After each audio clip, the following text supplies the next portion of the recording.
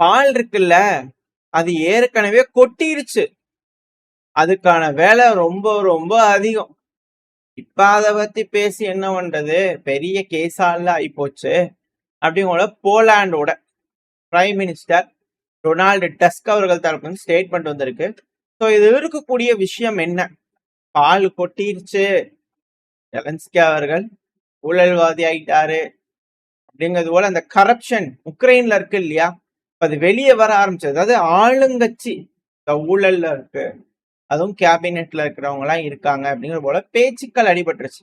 Zelensky அவர்கள் இவர் நேரடியா குறிப்பில்ல, ஜெலன்ஸ்கியோட சகாக்கள் இருக்கிறதுனால பால் ஆல்ரெடி கொட்டிடுச்சு அப்படிங்கிற சொல்லிக்கிறாரு. ஸோ எப்பவும் போல இது நடந்த ஒரு விஷயம் தான். பட் இது நடந்ததுக்கு அப்புறமா எப்பவும் போல பிளேமிங்கிறது தூக்கி ரஷ்யா மேலேயே போடணும் இல்லையா? அதாவது இதெல்லாம் வந்து ரஷ்யா மாடலுங்க, அதனாலதான் ஊழல் நடக்குது. இந்த மாடலை மட்டும் மாத்திட்டோம்னா, முழுசா இந்த மேற்கு மாடல்ல வந்துருச்சுன்னா இந்த ஊழல்லாம் நடக்காது அப்படிங்கிறது போல பெருத்த ஊழலே வந்து பார்த்தீங்கன்னா அங்கதான் இருக்கு அப்படிங்கிற போல பலரோட கருத்துக்களா இருக்கு, அனலிஸ்டுகளோட கருத்துக்கள். பட் இருந்தாலும் ரஷ்யா மாடல் அப்படிங்கிறது வந்து பண்ணா ஊழல் மாடல் அப்படிங்கிற சொல்லிக்கிறாங்க. ஆனா ஆளுகின்றது டெமோக்ரஸி மலர்ந்தது தானுங்களே, அவங்களுக்கு தானே நீங்க சப்போர்ட் பண்றீங்க. இவங்க என்ன ரஷ்யா ஆளுங்களா அப்படிங்கிற கேள்விகள் வருது. அப்படியே நீங்க உதவுறீங்க. ஆண்டுகிட்டு இருக்கிற கூடிய அரசாங்கம் அப்படிங்கிறது வந்து பாத்தீங்கன்னா டெமோக்ரஸி தானே, அதுல தானே ஊழல் பண்ணிக்கிறாங்க. மாடல் எதுவா இருந்தா என்ன, ஆளக்கூடிய நபர்கள் மாடல்னால கரப்ட் ஆயிட்டாங்களா அப்படிங்கிற கேள்விகள் இருக்கு. எது எப்படியோ மாடல் பேப்பர் பார்த்து எழுதி இருக்கிறாங்க.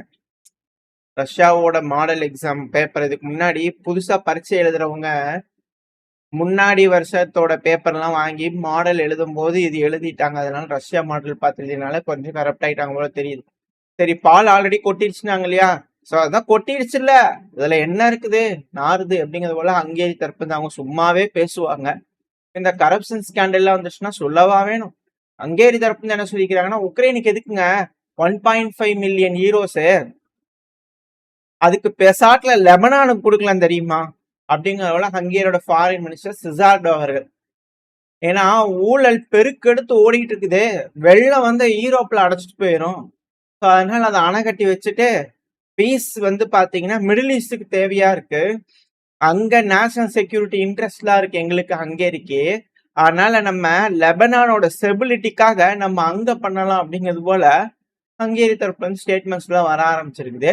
அது மட்டும் இல்லாம ஹங்கேரியோட பிரைம் மினிஸ்டரான விக்டர் ஆர்பன் அவர்கள் இப்பவும் நான் உறுதியோட நம்புறேன், ரஷ்யாவுக்கும் அமெரிக்காவுக்கும் நடுவுல ஒரு அமைதி பேச்சுவார்த்தை நடக்கும், அதுக்கான வேலைகள் சிறப்பா நடந்துகிட்டு இருக்கு, அதை நான் செஞ்சு காட்டும் அப்படிங்கிறதுல ஹங்கேரியோட பிரைம் மினிஸ்டர் வந்து பாத்தீங்கன்னா உறுதியோட இருக்காங்க. நான் இப்பவும் நம்புறேன் உக்ரைனோட பிரச்சனையை முடிக்க முடியும்னா அது அமெரிக்காவோட அதிபரான டொனால்டு ட்ரம்ப் அவர்கள்னாலதான் அப்படிங்கிறது போல. பட் ஆனா இப்ப களத்துல வந்து பாத்தீங்கன்னா ஹெவியான அட்டாக்ஸ், அதுவும் ஒடசா பகுதியில குறைஞ்சது 20 அட்டாக்காவது நடந்திருக்கும். எனர்ஜி இன்ஃப்ராஸ்ட்ரக்சரை குறி வச்சு அடிச்சுட்டு இருக்காங்க, ஃபுல்லா அடிச்சு நொறுக்கிட்டு இருக்காங்க. அங்க பவர் அட்ரேஜஸ் அதிகமா வர ஆரம்பிச்சிருச்சு. ஸோ ஒடசா பகுதியில ஹெவியா வெடி விபத்துகள் நடந்துட்டு இருக்குன்ற வீடியோ பதிவுகள் அதிகமா வந்துகிட்டு இருக்கு. அது மட்டும் இல்லாம இந்த உக்ரைன்ல வந்து பாத்தீங்கன்னா தெர்மல் பவர் பிளான்ட்ல ஹெவியா அட்டாக் நடக்குன்னு சொல்லிட்டு இருக்கிறோம் இல்லையா, அதுக்கான வீடியோ பதிவே விட்டாங்க. ரஷ்யா போதும், ரஷ்யா முடியல, பாத்துக்க எல்லாம் கருகி பஸ்பம் ஆயிடுச்சுப்பா, நீ அடிக்கிறது வேஸ்ட், எதுவும் வேலைக்காலப்பார் அப்படிங்கிறது போல ரஷ்யா அடிச்சு கருக்கி இருப்பாங்க இல்லையா. ஸோ அந்த தெர்மல் பவர் பிளான்டோட வீடியோலாம் எடுத்து விட்டுருக்காங்க உக்ரைன் தரப்புல இருந்து. இதே போல உக்ரைனை வந்து பாத்தீங்கன்னா ரஷ்யாவுக்குள்ள அடிச்சுட்டு இருக்காங்க. ரஷ்யாவோட சமாரா ரீஜன்ல குறைஞ்சது 10 வெடி விபத்துகளாவது கேட்டிருக்கோம் அப்படிங்கிற சொல்றாங்க. இதுல வந்து பாத்தீங்கன்னா அங்கேயும் இங்கேயும் போய் விழுந்துச்சு அப்படிங்கிற ரஷ்யா தரப்பு சொல்றாங்க. ஆனா வீடியோ பதிவுகள்லாம் பார்க்கும்போது இழப்புகள் ஏற்பட்டிருக்கு. At the same time Volga grad பகுதிகளில் மக்கள் வாழும் குடியிருப்பு பகுதிகளில் வெடி விபத்து நடந்திருக்கு, அதுவும் குறைஞ்சது 10 வெடி விபத்தாவது நடந்திருக்கலாம் அப்படிங்கிற சொல்றாங்க. சமாரா அது தனி, அப்புறம் வோல்கா கிராட். ஸோ இங்க ஹெவியா அட்டாக் நடந்துட்டு இருக்கு அப்படிங்கிறத புரிஞ்சுக்கலாம். ஸோ உக்ரைனும் ரஷ்யாவுக்குள்ள அட்டாக் பண்ணிட்டு தான் இருக்கிறாங்க. இதனால ஏதாவது இழப்புகள் அப்படிங்கிறது ஆயில் இன்ஃப்ராஸ்ட்ரக்சர் தான், மற்றபடி பெருசா எந்த ஒரு இழப்புகளும் இருக்கிற மாதிரி தெரியல. ஸோ வெயிட் பண்ணி பார்ப்போம் இதனால ரஷ்யா எந்த அளவுக்கு பாதிப்படைகிறாங்கன்னு சொல்லிட்டு. இப்போ ரஷ்யா உக்ரைன் பிரச்சனைனால இவங்க 2 பேரும் சண்டை பிடிச்சிக்கிறாங்க, பாதிப்புள்ளாராங்க, அது ஓகே. ஆனா இப்ப வந்து பாத்தீங்கன்னா 150 மீட்டருக்கு ஒரு பெரிய ரிவர், கார்பேஜ் ரிவர் வந்து பாத்தீங்கன்னா ஓடிட்டு இருக்குது. நான் கூட இனிஷியலா இதை பார்க்கும்போது, வீடியோ பார்க்கும்போது நம்ம ஊர்ல தான் எடுத்து போட்டாங்க போல தெரியுதே அப்படிங்கிறது போல. ஏன்னா எங்க ஊர்ல ஒரு குப்பை கிடங்கு இருக்குது. ஸோ அது போல ஏதோ ஒண்ணு எடுத்து போட்டாங்க போல. அடிக்கடி தீ பிடிச்சி வேற எரியும். ஸோ அது போல ஏதோ எடுத்து போட்டாங்க போல தெரியுதுன்னு பார்த்தா தான் தெரியுது. யூகே 150 மீட்டர் லாங்ல குப்பை வந்து பாத்தீங்கன்னா அப்படியே ரிவர்ல அப்படியே மிதந்து போயிட்டு இருக்குது ஆக்ஸ்போர்ட் ஷ்ரைன் பகுதியில. அதாவது என்ன சொல்றாங்க அப்படின்னா, லோக்கல் அத்தாரிட்டிஸ் தரப்புல இருந்து அவங்க இதை கிளீன் பண்றதுக்கு ஃபெயில் ஆயிட்டாங்க. அதுக்கான காரணம், எல்லாத்தையும் கிளீன் பண்ற காஸ்ட்னு ஒண்ணு இருக்கும் இல்லையா? ஒரு வருஷத்துக்கான பட்ஜெட்டை விட அது குறைவா இருக்கு. ஒரு வருஷத்தோட பட்ஜெட்டே எடுத்தா கூட இதெல்லாம் சுத்தம் பண்ண முடியாது. ஸோ ஃபண்டிங் இல்லாத காரணத்தினால கிளீன் பண்ண முடியல அப்படிங்கிறாங்க. ஆனா நம்ம எப்பேற்பட்ட இன்னல்களுக்கு துன்பங்களுக்கு ஆனாலும் பரவாயில்ல, உக்ரைனுக்கு உதவணும் மக்களே அப்படிங்கிறதுல உக்ரைனுக்கு ஸ்டார்மர் அவர்கள் செக் எழுதி உக்ரைனுக்கு எய்டா கொடுத்துட்டு இருக்காங்க. உள்ள என்ன நாத்தம் வந்தாலும் பரவாயில்ல, உக்ரைன் சீரும் சிறப்புமா இருக்கட்டும் அப்படிங்கிற யூகே தரப்பு இருக்காங்க. ஆனா பாவம் ஊழல்ல வந்து இப்ப உக்ரைன் சிக்கி இருக்கிறாங்க. அதுதான் சிக்கலா இருக்கு. இதுக்கப்புறம் அது போல போகுமா? எவ்வளவு இன்னல்கள் பட்டு உக்ரைனுக்கு உதவுறாங்க, ஆனா உக்ரைன் அதை திறன்பட யூஸ் பண்ணாங்களா அப்படின்ற கேள்விகள் இருக்கு. அப்புறம் இன்னொரு மிக முக்கியமான செய்தி, இந்த சிங்கங்கள் வந்து பாத்தீங்கன்னா 1 இல்ல 2 சிங்கம் தப்பிச்சிருந்தது. அந்த கெல்மிச்கி பகுதியில அது 2யுமே புடிச்சிட்டோம் அப்படிங்கிறது போல உக்ரைன் தரப்பு வந்து போட்டிருக்காங்க வீடியோ பதிவுகள். பிடிச்சாச்சு, திருப்பி ஜூக் கொண்டு போயாச்சு அப்படிங்கிற சொல்லிக்கிறாங்க. கொஞ்சம் அப்படியே சலசலப்பு இருந்திருக்கு. ஏன்னா சிங்கம் ரோட்ல நடமாடுச்சுன்னு எப்படி இருக்கும்? ஸோ அதை வந்து எப்படியோ பிடிச்சிட்டு போயிட்டாங்க அப்படிங்கிற சொல்றாங்க.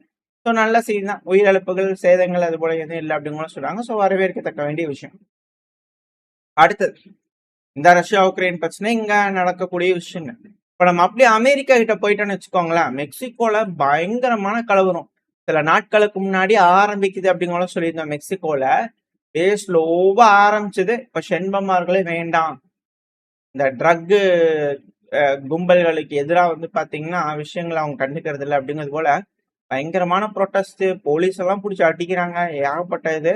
ஸோ பிரசிடென்ட்டோட பேலஸ்குள்ள எந்த நேரமும் மக்கள் ஊடுருவலாம், செண்பம் அவர்களை அதிபரா இருந்து தூக்கிடுவாங்க அப்படிங்கிற செய்திகள்லாம் வந்துகிட்டு இருக்கு. ஸோ வெயிட் பண்ணி பார்ப்போம். இது வந்து பாத்தீங்கன்னா பாட்ஸு பிரிக்ஸுக்கு ஆதரவா இருக்கிறதுனால, இந்த மாதிரி நாடுகளுக்கு ஆதரவா இருக்கிறதுனால அவங்களுக்கு எதிராக பணம் கொடுத்து இது போல கரப்டடு பண்ண வச்சு சொல்லிட்டாங்க, இது போல செஞ்சுட்டு இருக்கிறாங்க அப்படிங்கிற செய்திகள் வருது. பட் எது எப்படியோ ஊழல் அப்படிங்கிறது போல அங்கேயும் நடக்குதுன்னு பயங்கரமா வந்து பண்ணா மக்கள் ப்ரொடெஸ்ட் பண்ண ஆரம்பிச்சுக்கிறாங்க. ஸோ ஆட்சி கையெழுப்பு உறுதி அப்படிங்கிற பொறிச்சுக்கலாம். ஏன்னா அங்க இருக்கக்கூடிய போலீஸ் டிஃபென்ஸ் எல்லாம் உடச்சிட்டாங்க. இப்போ உள்ள வந்து பார்த்தீங்கன்னா மிஷின்ஸ் மட்டும் ஏதாவது காப்பாத்திக்கிட்டு இருக்க அந்த கேஸஸ் ஸ்ப்ரே பண்ற மிஷின்ஸ் அப்படி அப்படிங்கிற சொல்றாங்க. ஸோ வெயிட் பண்ணி பார்ப்போம் எந்த அளவுக்கு ஆட்சி கையெழுப்புல இருந்து தப்பிக்க போறாங்களா இல்ல ஆட்சி கையெழுப்பு உறுதியா அப்படிங்கிறது வெயிட் பண்ணி பார்த்தலாம். ஏன்னா அமெரிக்கா அப்படியே பீஸ் த்ரூ ஸ்ட்ரென்த்னு அவங்களோட ஸ்ட்ரென்த்தை எல்லா இடத்துலயும் ஃபுல்லா இறக்குறாங்க. அது விஷயங்கள் தெரியுது.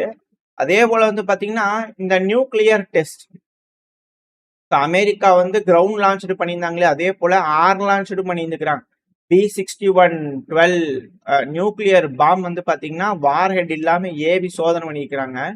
அதாவது இந்த F-35A லைட்னிங் இருக்குல்ல, 5ஆம் தலைமுறை போர் விமானம். ஸோ அதுல இருந்து வந்து பாத்தீங்கன்னா லான்ச் பண்ணி சோதனை பண்ணிக்கிறாங்க ஆகஸ்ட் மாசத்துல. இப்பதான் வந்து பாத்தீங்கன்னா அதுக்கான செய்திகள் வந்துகிட்டு இருக்கு. லான்ச் பண்ணிக்கிறாங்க, கிரவுண்ட் லான்ச் பண்ணிக்கிறாங்க, எல்லாத்துலயும் சோதனை பண்ணி அமெரிக்கா பண்ணிக்கிறாங்க அப்படிங்கிற செய்திகள் வந்துகிட்டு இருக்கு. இதுக்கு ரெஸ்பான்ஸ் ரஷ்ய தரப்பு வந்து என்ன வருதுன்னு பார்ப்போம். ஆனா இன்னொரு எஸ்கலேஷன்ங்கிறது ஜப்பானோட பிரைம் மினிஸ்டர் வந்து பாத்தீங்கன்னா சப்போர்ட் சொல்லிக்கிறாங்க. எங்க உங்களோட அணு ஆயுதங்கள்லாம் இருக்கு இல்லையா, கொண்டு வந்து எங்க நாடுல வைங்க, போட்டது பத்தல, ஹிரோஷிமா நாகசாகில போட்டது பத்தல, இப்ப கொண்டு வந்து வச்சுக்கலாம் அப்படிங்கிற யோசிக்கிறாங்க. ஸோ ஜப்பான் தரப்புல இருந்து அன்போட கேட்டிருக்கிறாங்க, ட்ரம்ப் அவர்கள் கொண்டு வந்து வைப்பாரா இல்ல என்ன நடக்க போன்றது வெயிட் பண்ணி பார்த்தலாம். ஏன்னா அந்த பகுதியில கொழுந்து விட்டுதான் எரிஞ்சிட்டு இருக்கு. அடுத்து அப்படியே நம்ம ஆப்பிரிக்கா சைடு வந்துட்டோம்னா சூடானோட ராணுவம் அவங்க ஒரு சைடு மைட்டை காமிச்சுக்கிட்டு இருக்கிறாங்க. லிபியாக்குள்ளேயே போய் அடிச்சாங்கன்னு பார்த்தோம் இல்லையா. இப்போ யுஏஇக்கு வரக்கூடிய ஆயுத கிடங்குகள், ரெண்டாவது வந்து பாத்தீங்கன்னா அவங்களோட இந்த ஃபியூயல் டிப்போஸ்லாம் இருக்கும் இல்லையா, அது எல்லாத்தையுமே வந்து பண்ணா தவிடுபுடி ஆக்கிட்டு இருக்கிறாங்க. நார்தன் கார்டோஃபான் பகுதியில் வந்து பாத்தீங்கன்னா ஹெவியா ஏர் ஸ்ட்ரைக் பண்ணிட்டு இருக்கிறாங்க. ஸோ விமானங்களை பயன்படுத்தி ஹெவியான சேதங்களை ஏற்படுத்திட்டு இருக்கிறாங்க. இது வந்து யுஏஇ பேக்ட் RSF, அது யுஏஇ உங்களுக்கு தெரியும், யுனைடெட் அரபு எமிரேட்ஸ். ஸோ அவங்களோட சப்போர்ட்டோட துணை ராணுவ படை வந்து பாத்தீங்கன்னா இருக்கு அப்படிங்கிறது போல. இன்னொரு இடத்துல சவுதி, எஜிப்து, சூடானோட ராணுவம்ல ட்ரில் பண்ணிட்டு இருக்கிறாங்க ஒரு சைடு. ஸோ இங்க இப்படி ஒரு விஷயம், என்னதான் எங்க கூட்டணி இருக்குது அப்படிங்கிற தெரியல. பட் இருந்தாலும் அது ஒரு சைடு போயிட்டு இருக்கு. அப்படின்னு நம்ம சைடு வந்துட்டோம்னா குண்டு வெடிப்புகள் அசம்பாவிதங்கள் இருந்தாலுமே இன்னொரு சைடு நம்மளும் இந்த தொழில்நுட்பம் ஆயுத தொழில்நுட்பம் அப்படிங்கிறத வேறு கட்ட வளர்ச்சியை நோக்கி போயிட்டு இருக்கோம். நம்மளும் man portable autonomous underwater வெஹிக்கிளை வந்து பார்த்தீங்கன்னா சோதனை பண்ணி பார்த்துருக்கோம். இது எதுக்கு அப்படின்னா கன்னி வெடிகள்லாம் போட்டு வச்சிருந்தாங்கன்னு வச்சுக்கலாம், அதெல்லாம் நம்ம தெரிஞ்சுக்கலாம். ஏன்னா இப்ப நம்ம நாட்டோட வர்த்தகத்தை வந்து முடக்கணும் அப்படின்னு நினைக்கிறாங்கன்னா நம்ம கடலோர பகுதிகளை கொண்டு வந்து கன்னி வெடி போட்டு போயிடுவாங்க. ஸோ இதனால நம்ம நாட்டுக்கு வரக்கூடிய போக்குவரத்து கப்பல்கள் வராது, இந்த கன்னி வெடிகள் இருக்கக்கூடிய காரணங்கள்னால. ஸோ இது போல மைன்ஸ் இருந்தது அப்படின்னா அப்படியே மெதுவா போய் எந்தெந்த பகுதியில என்னென்ன இருக்குன்னு சொல்லி ரோந்து பணியில் அதுவே ஈடுபட்டுக்கும். ஏன்னா அட்டானமஸ் இல்லையா, அதுவே யோசிச்சு சிந்திச்சு எந்தெந்த வழியே போகலாம், இந்த இடத்துல கன்னி வெடி இருக்கு, அந்த இடத்துல கேமராவும் இருக்கிறதுனால சோனார் டிரெக்ஷன் இருக்கிறதுனால ஸோ அண்டர் வாட்டர்ல வந்து பாத்தீங்கன்னா என்னெல்லாம் இருக்கு அப்படிங்கிற விஷயத்த நம்மளால ஆள் இல்லாமே நம்ம எல்லாத்தையும் சோதனை பண்ணி எல்லாத்தையும் செக் பண்ணி நம்மளோட கடலோர பகுதிகளை பாதுகாப்பா வச்சுக்க முடியும். ஸோ அதுக்கான ஒரு விஷயம் வந்து பாத்தீங்கன்னா சக்சஸ்ஃபுல்லா முடிச்சிருக்காங்க.